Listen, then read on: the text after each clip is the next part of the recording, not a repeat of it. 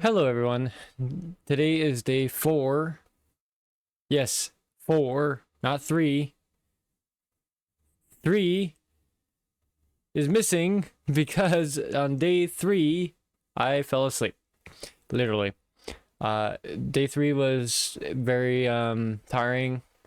I didn't stay at the expo to the very end on day 3. There was Twilight, all of it was Twilight stuff after, according to the schedules. I was walk into different theaters of Fan Expo, and it was just all.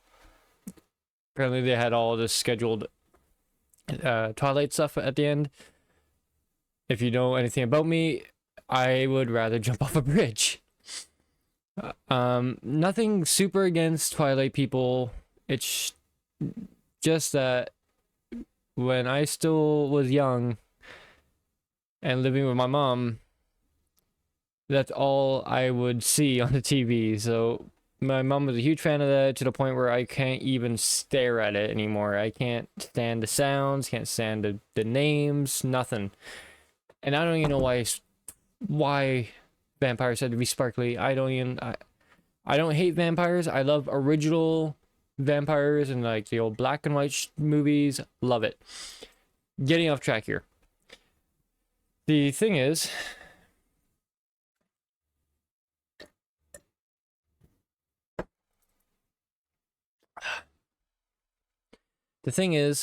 the today is the 4th day of my documentary of being a first time Fan Expo goer. And I yesterday was the 3rd day and final day of Fan Expo. When I came back home, I was so tired I ended up passing out on the bed after taking a nice long shower. Because I was very tired.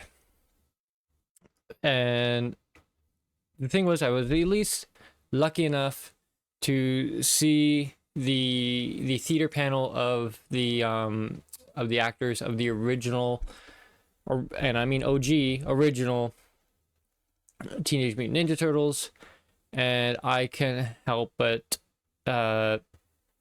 watch them mainly for a few reasons. One being, I grew up on that original live action TV show of the Teenage Mutant Ninja Turtles, and it holds a very dear spot in my heart, just like Hellboy, Scooby-Doo, things like that. Like, yes, I know, and keep in mind, I was raised on a lot of VHS and very, very early forms of compact disc, so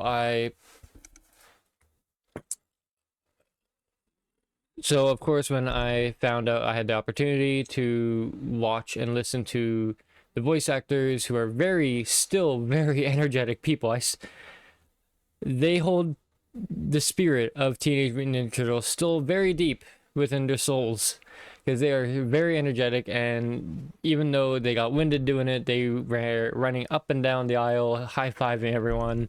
It's very, very awesome and very happy, and they're they loved.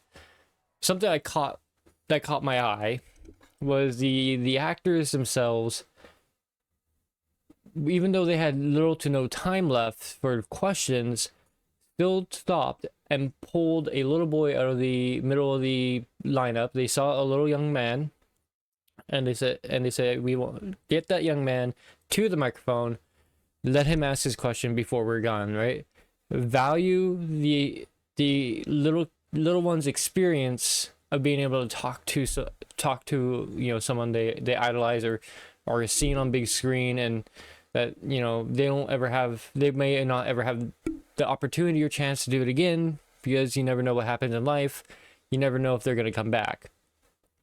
And so I've always thought it was very important that if I ever become famous, I'll make sure every little kid will be able to ask me any questions on a voice panel theater thing. If I'm doing like a meet and greet, I'll always want to at least make sure that the youngest generation, who I can do my best to inspire, to be taking the time to listen to the questions of the young lad, who, it's put in perspective, when you listen to the questions of a young lad or young or like does any young kid, any young lass, lad, doesn't matter.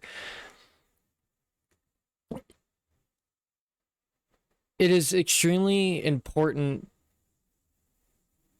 to them, and to see them say, hey, we see somebody in the middle of this aisle, pluck them out, put them in the front row, let them ask their question, let us hear what they have to ask.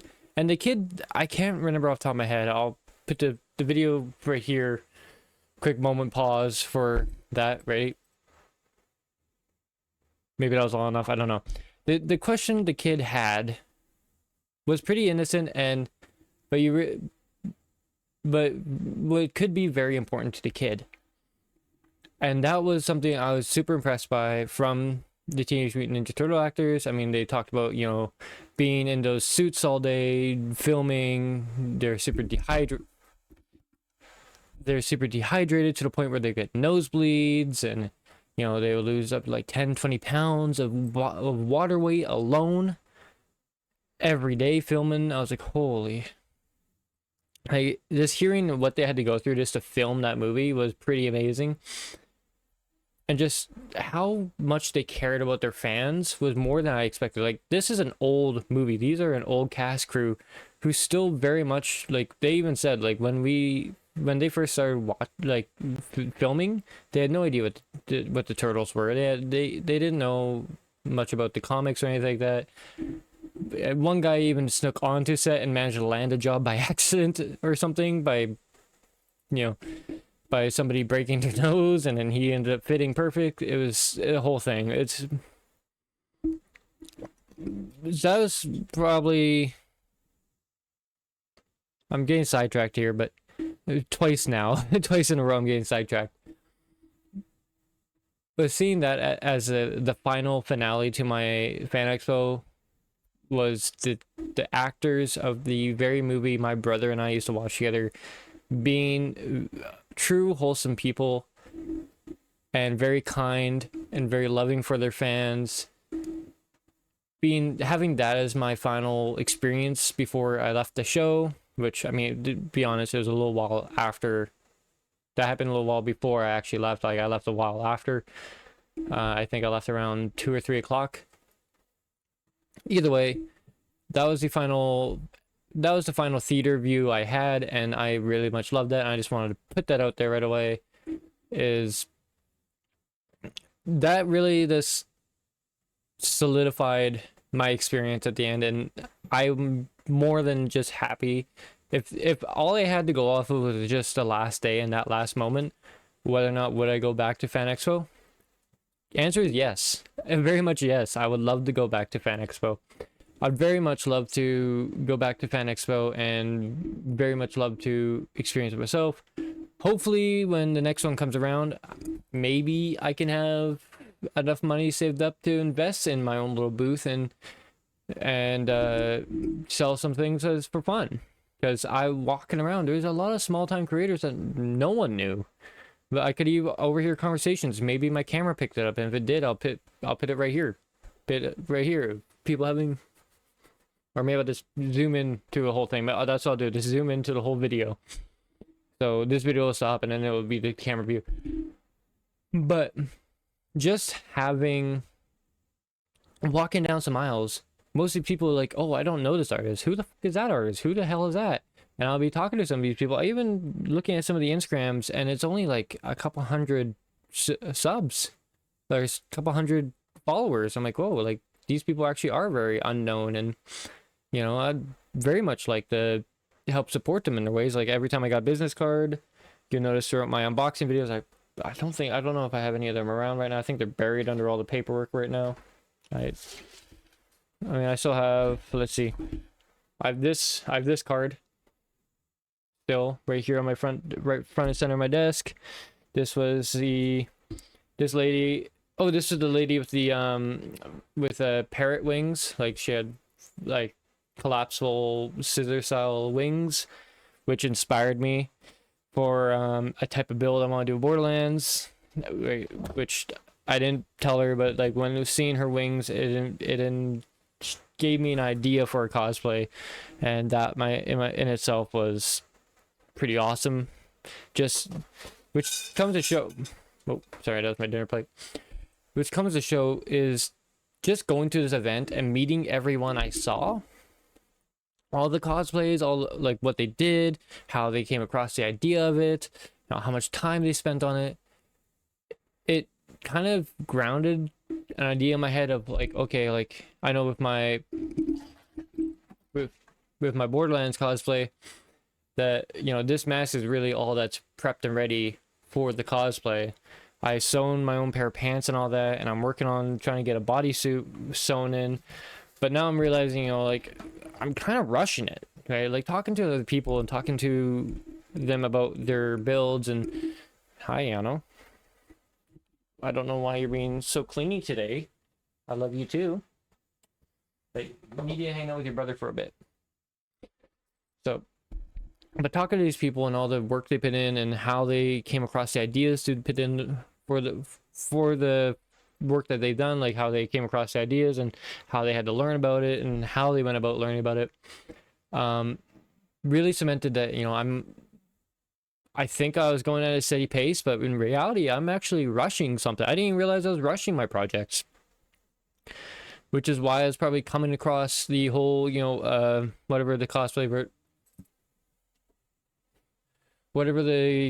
version of, you know, a writer's stump or whatever they call it, like a writer block, right? Where I'm working on a cosplay and I'm just doing a normal pace for what I thought was a normal pace, and I can already see many mistakes of the cosplay just sitting there on the wall right now. How many mistakes I made, not even realizing there were mistakes because I was not unintentionally rushing the project. So going to the fan expo is another thing about going to the fan expo was I kind of realized, you know, I kind of got grounded in a way of like, slow the hell down, enjoy your project and enjoy the artwork, because usually like my craftsmanship and everything I build, I am on a time limit, especially in my line of work being an RV technician, and well, everything I do is always has to be split moment, think of something fast to get the person on the road, but have at least, and make sure I keep my love for my work there, right? I don't like, even though RVs are not something I want to be in for the rest of my life, when I build something, it's still a build in my mind. It's still something I've made in my mind, and I want to make sure that, you know, when I'm sending that out to a customer, that hey, I built this with at least some amount of pride, right? So like, but I'm so used to, put in perspective, I'm so used to speed running these builds and trying to keep pride in them at the same time.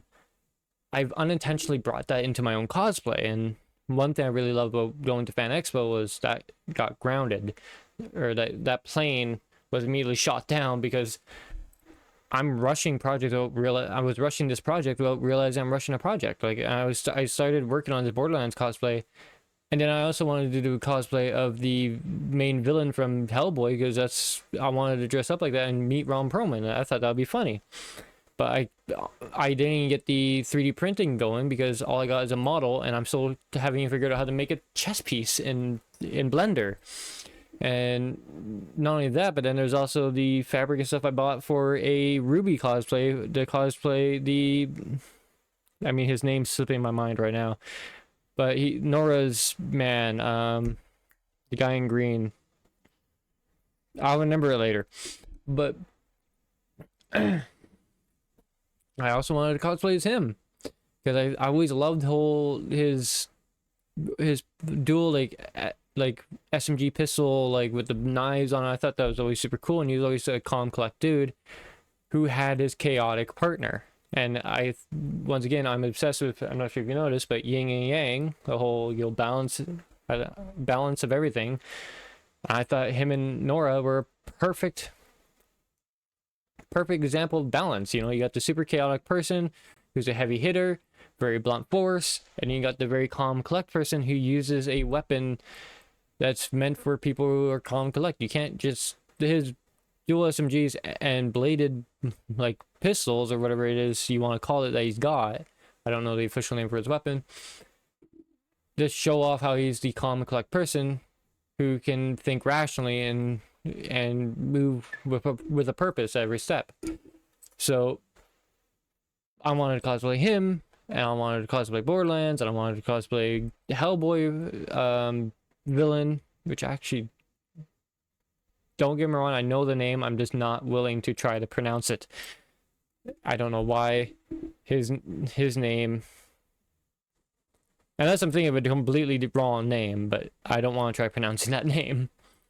So yeah, I mean, if you're a new time cosplayer or any type of new time performer, anything like that, believe it, like, I recommend, before you even try joining any expert thing, before you try throwing yourself out there as a professional, or calling yourself professional, or a beginner, or however you want to call yourself, before you start doing that, before you start doing any of that, just dress up casual, regular clothes, nothing too fancy, right? And just go to these events. I mean, I'm going to some events right now. Like, here's another business card. Actually, more business cards. This one's for a Fallout cosplay dude. This one is a kind of fairy tale in Vanshire, fairy tale in Vanshire, which is a Vancouver group, Vancouver, BC, fantasy and fairy tale gatherings, which I plan on going to that as well. I might actually wear armor in that one, because I have a Renaissance suit of armor that I'm still working on, which, by the way, I was also working on at the same time in Borderlands. Once again, I don't have ADHD, but god damn it, I'm about to give myself ADHD. Where I'm making a Canadian Crusader suit of armor, and I definitely will / might just wear that to this event whenever. I think they said they're gonna announce when they will do it eventually.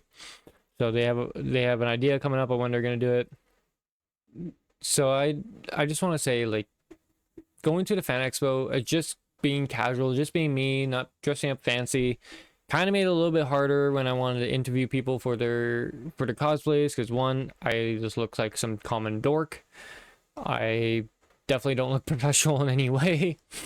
I'm not some Channing Tatum handsome dude with a camera crew. So of course, when I walked up with a perspective, I'm walking up to people with this thing, right, with a 360 camera on the end of it, which looked a bit like this. I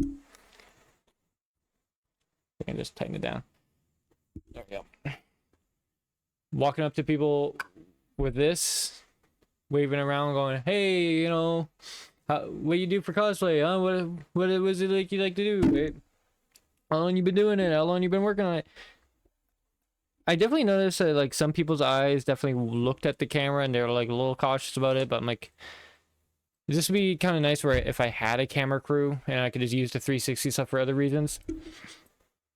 It'd be nice to have a camera crew and just have a microphone on a stick and just walk up to people and talk to them, and have somebody hold a camera to me and to them and just do a normal interview. That's something, a bit of a goal of mine for next time that comes around, and I definitely will want to do that, as I want to document and show off Canadian creations for cosplays and other fantasy events, or even, and not just fantasies, Ren fairs, cosplays, anime events, expos of any sorts.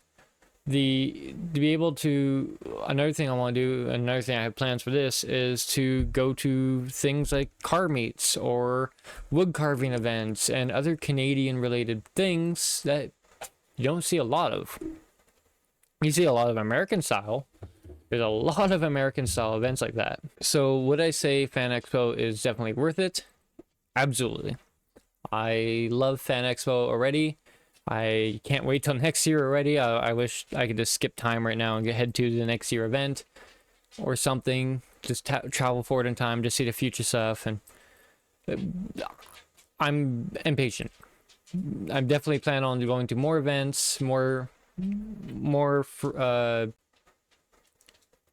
gatherings of any sort.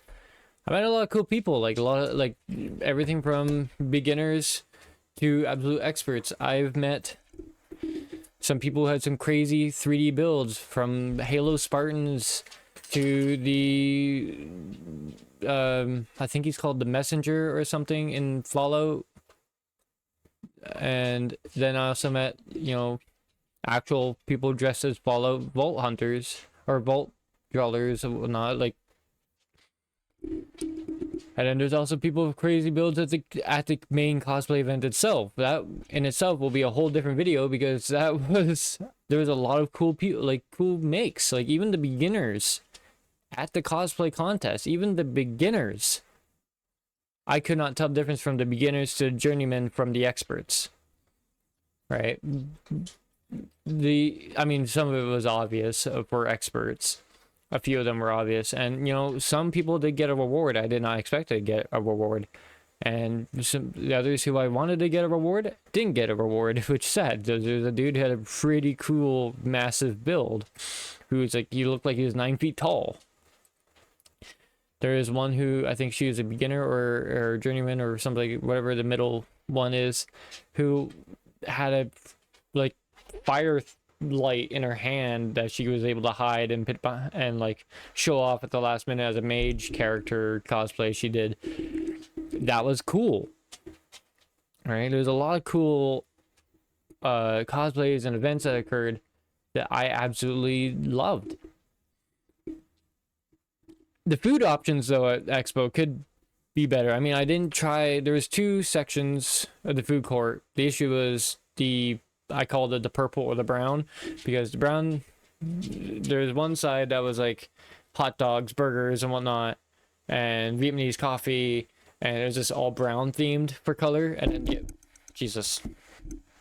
And then the other side was like this like cyberpunk purplish coloring match and all that, but the line for that one, fuck that. I'm like, just the lineup for that one section, that the other food option was way behind me.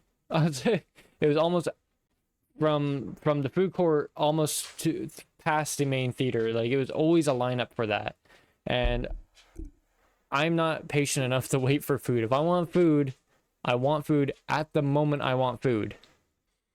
I don't wait. Right, so yeah, I didn't try that food from that side, but apparently the only difference was they had hot coffee instead of cold coffee, and they served chicken tenders or whatnot. So I was like, okay, I'm like, if it's only chicken tenders, like, I'm not gonna give a shit. Right? Chicken tenders are good, but I want some better food that I don't already eat a lot of the time. I want something unique. I want something different, right? But they had Fan Expo had some basic foods that were basically reheated food from probably Costco, I assume. So the food options could have been better. They're nice cashiers. So yeah, all the cashiers on that were very nice people. I loved them, very kind. During my time though, and they were super helpful, because this camera, the cashiers were nice enough to give me like cups of ice, because this camera, I don't know what it was, but after like 40 minutes of 40 minutes of recording on this camera on 360 mode at 8K, 8K 30 frames per second, 360, which I thought would be a good setting. I would keep in mind, I'm not a camera person. I'm not a pro at this, and when I finally got to review the footage before, at the end of the day, on the 3rd day on my way back on the train, when I was looking at the footage, I realized, holy crap, I definitely chose the wrong settings for a lot of the footage I filmed. So any footage you see of the Fan Expo from this point forward, I am sorry. I'm not a camera person. I'm not good at this thing. I got better. I'm getting better, but I'm not perfect. It's getting there.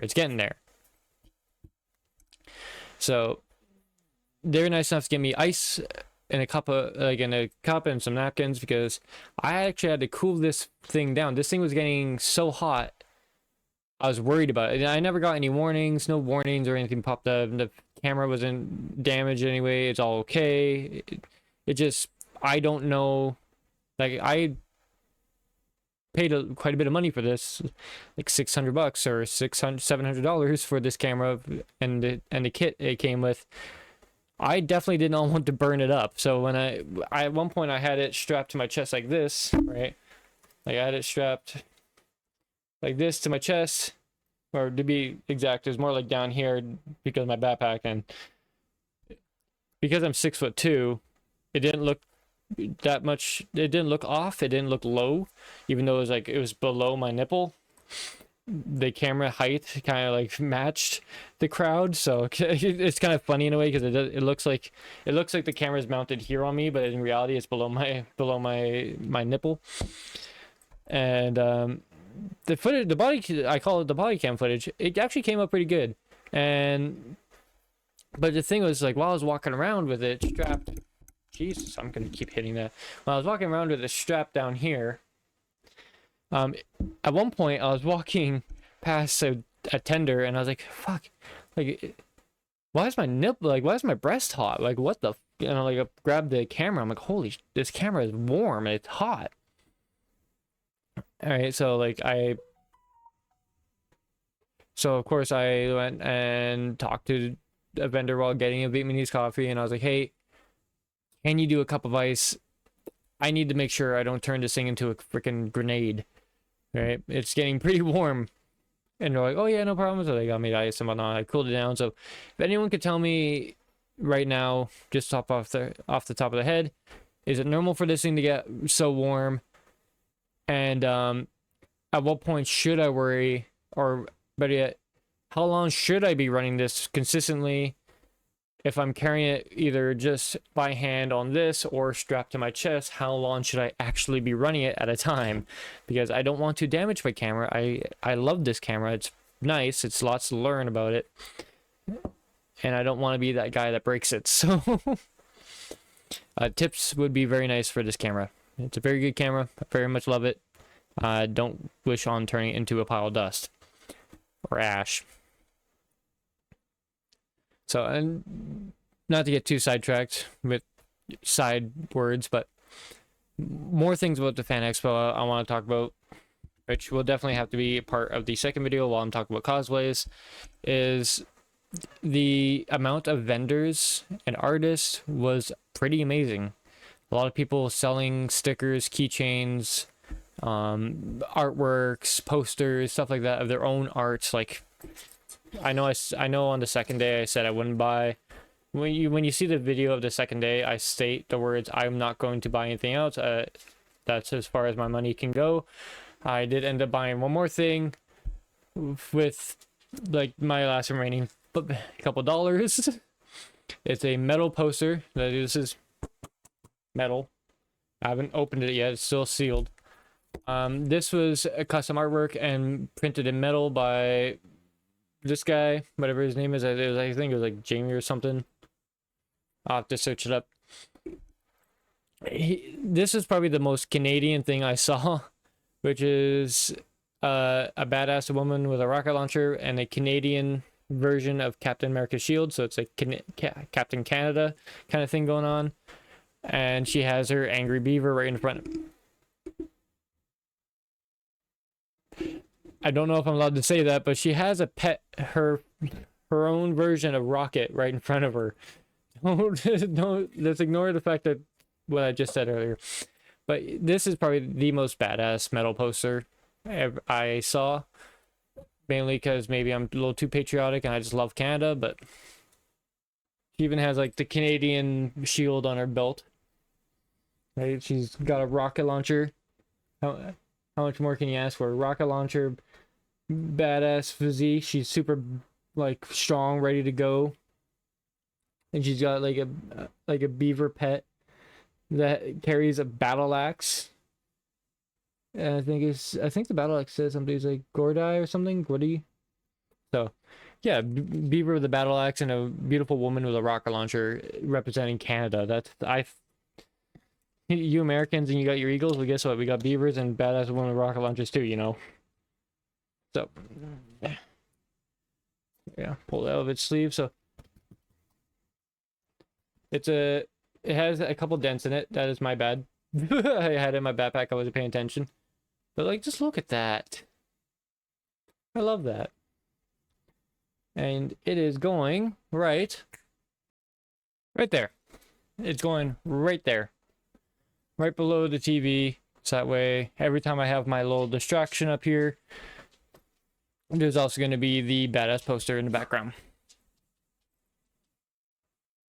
You okay? What the hell is that? So, that's now my new poster of Badass Canada with their Badass Battle Beaver, which is actually what it says right on the poster. What is it? Oh, it says Battle Beaver rocks. That it does. Battle Beavers do rock.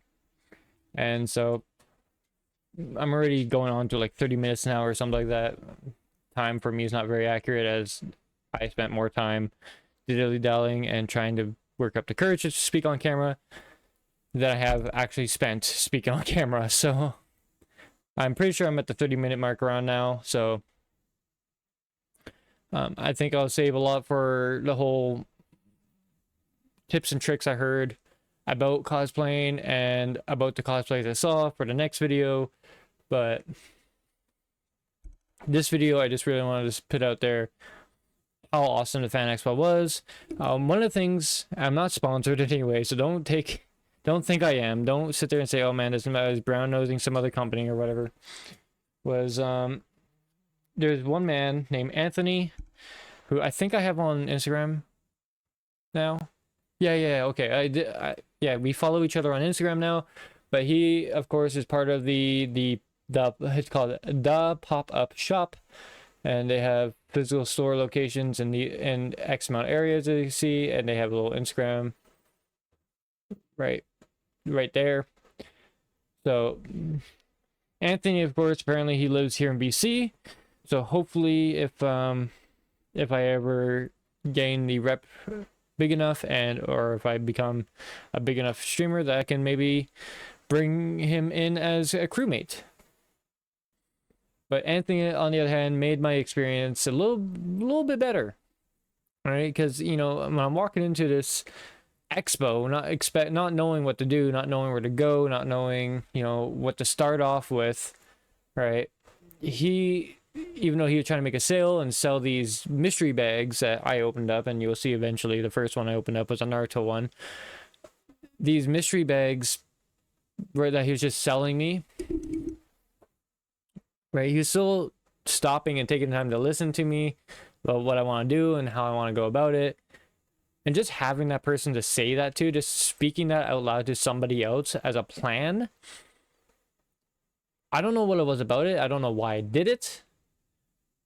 But it organized my thoughts in a way where I actually proceeded a little more efficiently afterwards, where after speaking to him in person and going, oh yeah, no, I'm here to get my replica gun signed by Ron Perlman, spoiler, and to have, you know, and to meet Ron Perlman and to meet the cast, or to see the cast of the original Ninja Mutant Turtles, and to maybe even catch a glimpse of the Hobbit actors, which I did catch a little bit of a glimpse of, even though technically you needed to pay for that, but I was able to just sneak a peek through the entryway.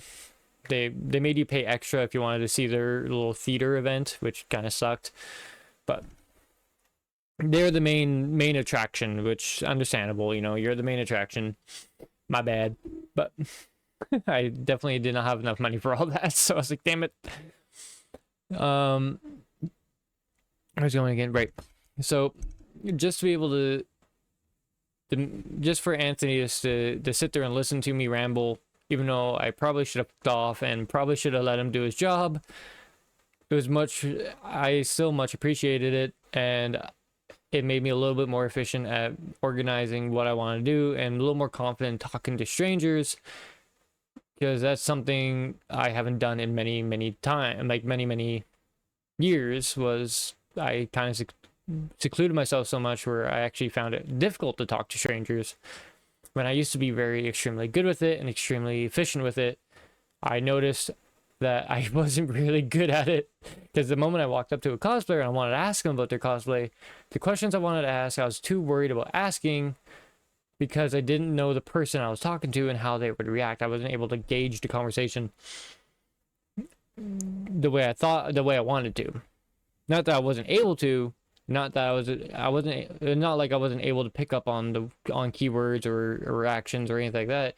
It's just I was more worried about trying to make a name for myself and or throw my name out there into the crowd of cosplayers and try to learn more from them, that I kind of got it all mixed up in my head. I only asked like 2 or 3 questions per cosplayer and then carried on my way because I didn't want to overstep in any way. I was worried about overstepping or over asking. And one cosplayer kind of put in perspective me. I think it was either the Mandalorian cosplayer or the Fallout cosplayers I met, who kind of put in perspective for me as like, maybe asking questions isn't an end of the world thing, and I should stop seeing it as such, right? So of course I put that into practice. I stopped a lady who was dressed up from K-pop Demon Hunter because my niece really loves it, and I thought maybe getting a photo of her would make my niece super happy. So I asked her for a photo. She said yes, and just how she just stopped immediately, said yeah no, take a photo. And I was like, really? Like, I had to realize this on the 3rd day, on the moment right before I leave the event, that all I had to do was just ask. And then yeah, on the way home I kind of realized like, people are dressing up because they want to be seen and because they want to be asked about it, right? Because they put in a lot of work and they want that work to be acknowledged. So next time around, next time I see cosplayers of any sort, or I see cool fits, cool builds, I'm going to be a little more outgoing, a little more, questionative and explorative on how they built it, how they gone about it, what they chose for materials, how they found materials, and how can others do the same. So even though I probably didn't show it, maybe I didn't show it, maybe I did really show it, I don't know, I was still nervous. And as a man, a little bit ashamed of that, but I know what I did wrong now, and I know how I can proceed further with that, and to fix that for later purposes. So, if your questions aren't getting asked, keep in mind that even when the camera wasn't rolling, I still asked questions of other cosplayers. For example, while I was trying to cool down this camera, I was able to ask questions of other cosplayers, and I will bring up as many answers as I can and try to bring up as many questions as I once asked before. We'll be in a episode or like 2 episodes later, 2 or 3 episodes later, you'll see me talk about the cosplays and what I loved about them and how they told me they built it, or how much time they spent on it and what they used as material mainly. And as you may know, 3D printing is the bread and butter. It is the holy grail of cosplayers. So a lot of it's 3D printed, and a lot of people who didn't enter the contest, who just wanted to dress up, did find on things like find their prints that they wanted on Thingiverse, on Cults 3D. They found it on Etsy. Right? There's many ways to find the files you're looking for in order to build that cosplay. So I will talk more about that next time, but for now, this is just my overall take and my experience as a beginner what do you even call it, like a beginner expo goer? That's that's kind of what I've been saying, but I feel like there's a name for it, like a new customer, I mean, you have to pay to get into these things. Are you a customer, or are you a fan goer? I don't know, I'll figure it out later, but until then, thank you very much for listening to this rant. Peace in the middle. Thank you for listening to this rant. Say goodbye, Yano. Bye. She looks so pissed.